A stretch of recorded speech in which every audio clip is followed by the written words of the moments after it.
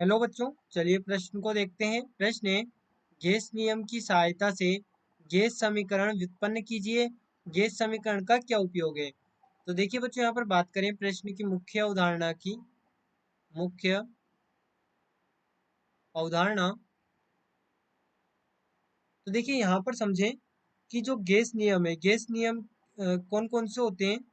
Gas नियम, तो देखिए सबसे पहले हम बात करें बोयल नियम की।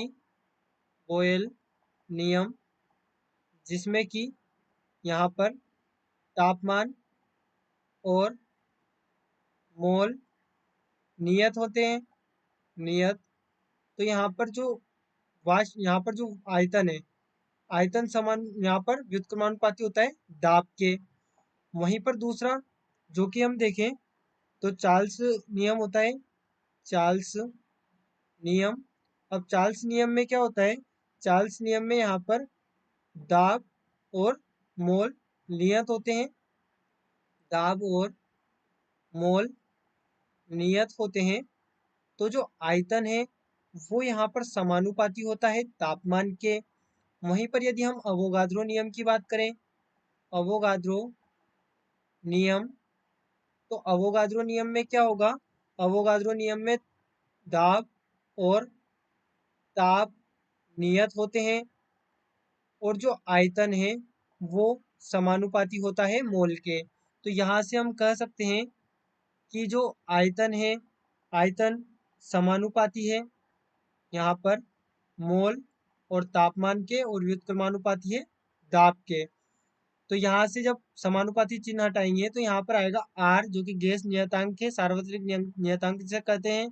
तो यहाँ पर हम लिख सकते हैं पीवी बराबर एनआरटी। तो ये हमारे पास में हो गई गैस समीकरण।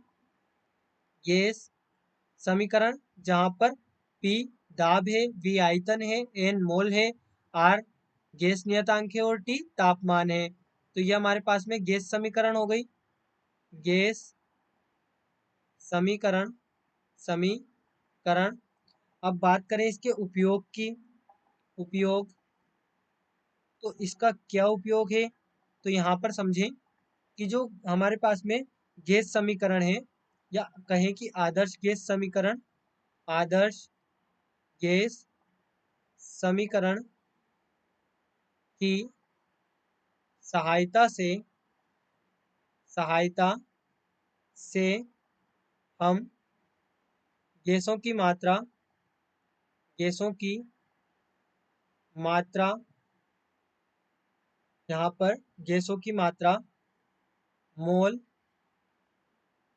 मोल में, और उनके आयतन, उनके आयतन जो कि लीटर में होता है, लीटर में, के बीच, के बीच संबंध, संबंध का का उपयोग, उपयोग गैसों से संबंधित, गैसों से संबंधित,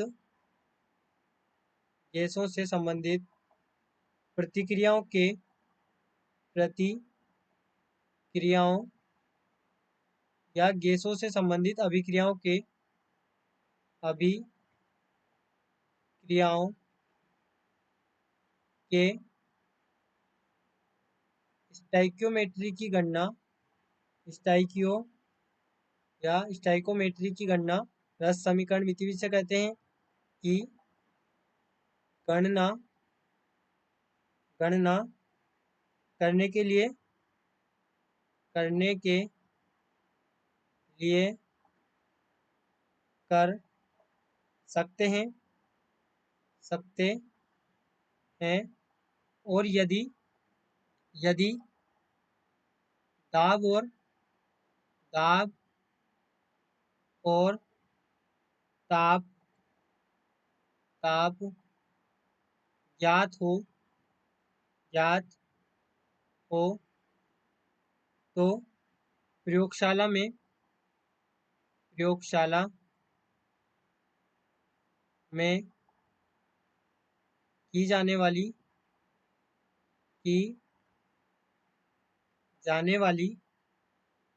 कई अभिक्रियाओं में अभिक्रियाओं में गैस का निर्माण या अभिक्रिया होती है।